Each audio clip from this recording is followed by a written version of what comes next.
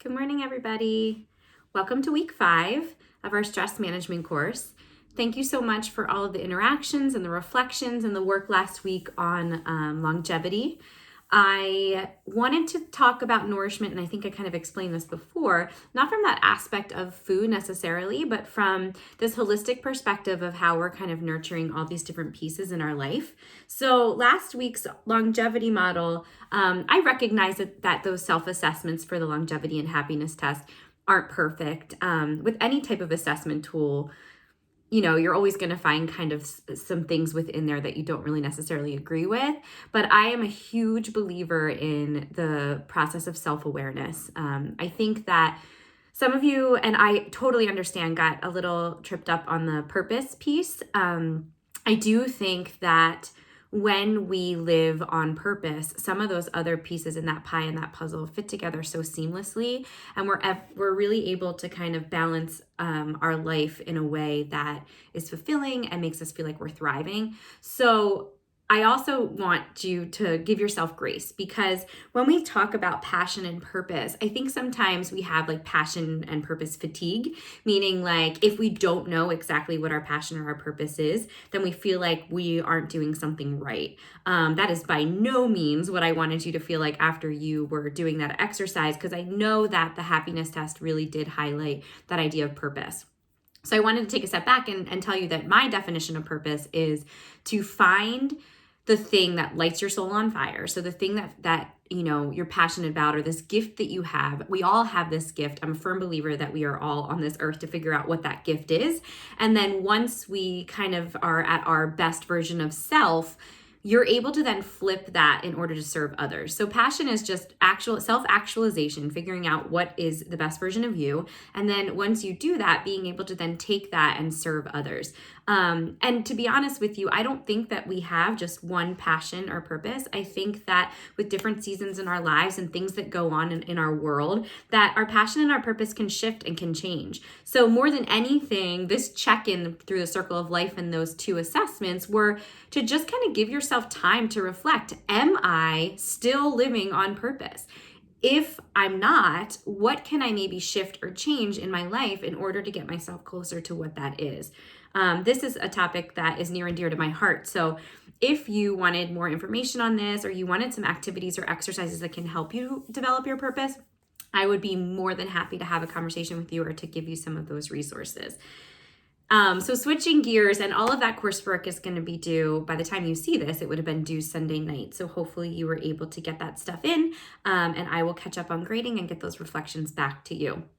If you haven't noticed, I will put comments in the assignment section in Canvas. So if you haven't seen that I've responded, you can look back at some of those assignments and hopefully you'll see my notes that I responded to you. This week, our focus is on movement.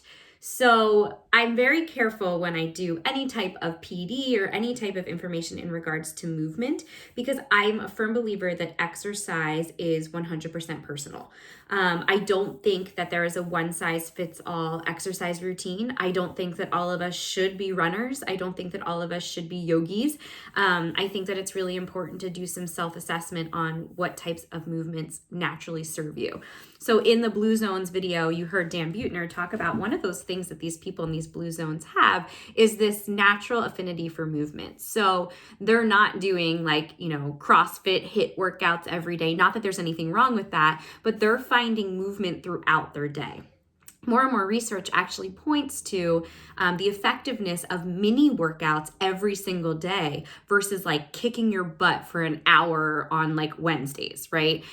Because when we can move naturally every single day, our muscles and our bodies move in a way that burns more, calories and fat and builds more muscles. So natural movement could be things like going for a walk or going for a hike, or even he talked about just gardening, parking your car further away from the entrance, to wherever you're going, and using that opportunity to walk, challenging yourself to take the steps whenever possible instead of taking elevators. So just these natural things that get your body up and moving. Movement for me, has been a journey, to be perfectly honest. I have gone through phases in my life, but there was a period of time where I was like really into those beach body workouts and those really high intensity workouts. And, when I was doing them, I was like, I can't stand this. But at the end of it, I would feel so good. So I was like, I'm going to keep doing this. And then I recognized that if I kind of reflect back to my childhood and the forms of movement that brought me the most joy, I was a dancer and a gymnast, and I did play sports. I did play competitive sports too, but I loved to move my body in a way that was like fluid and flow. And so about 15 years ago, I started my yoga practice, and to be perfectly honest, it completely transformed my opinion of movement. I don't think of yoga as exercise or as like, I have to do this. I think of it as I get to do this. It brings me so much joy and clarity and calm, and it's really been life-changing for me.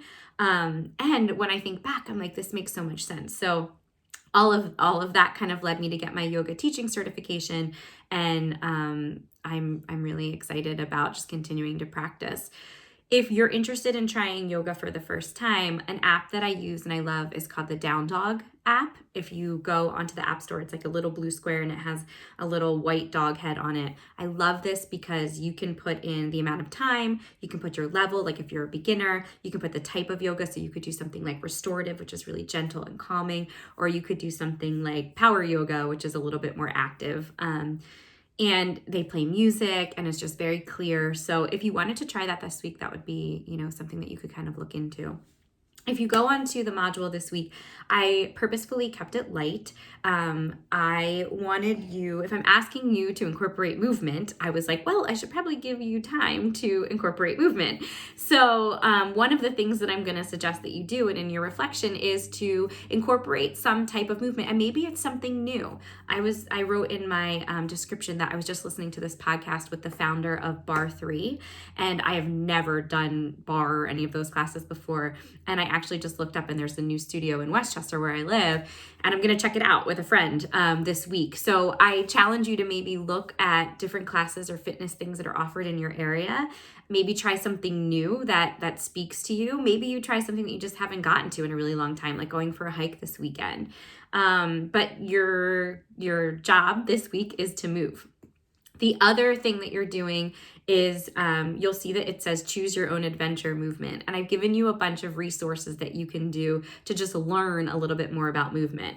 I've been listening to and read and I've been working through this new book called The Joy of Movement by Kelly McGonigal. She was the one who wrote The Upside of Stress, which was that TED Talk. And so this is all about what movement does, endorphins and chemicals and hope molecules. And it's really, really kind of cool. So some of the resources that I suggested that you can look at, Mind Body Green is a website that I use, and you'll see there's a link to that. There's a whole section on movement. So there's a bunch of different articles that you can do or look at and kind of work through.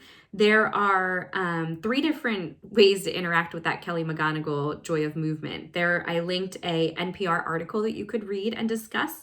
I linked a PDF from the Optimize where he does these things called philosopher notes, and he basically summarizes books in like these kind of, it's like the old school Cliff Notes. So you could look at that, like it has the big ideas in it. Or you could listen to the podcast that I listened to with Rich Roll. It's a little bit long, but I love Rich Roll as a podcast host, and he interviewed her a few weeks ago. So if you wanted to digest it that way, that's fine too. I also included the Optimize workbook for movement and the audio. So if you liked going through that meditation stuff from last week and it really kind of served you to go through and have a workbook, I uploaded that for you as an option for you to kind of digest some of this material on movement. So when I say choose your own adventure, it's choose your own format to learn something new about moving your body. And then in a discussion format with your support group, you're gonna kind of like mini teach what you learned. So if you hear something and something that stuck out to you, you're just gonna say, hey, I listened to this, or I read this, or I interacted with this, and this is what I learned, and I think it's pretty cool. So those are your 2 assignments this week. It's literally get up and move, reflect on that. And the second one is to digest some type of learning information and then to regurgitate it to your group. My 3-year-old is screaming for me, and I'm done talking anyway. So I hope you have an awesome week. I hope you get out and move, and I hope that you are enjoying all of these shifts that you're making. I'm so proud of all of you. It's actually incredible to hear your reflections and all the things that you're doing. So thank you so much. I'm grateful for you, and I hope you have a great week.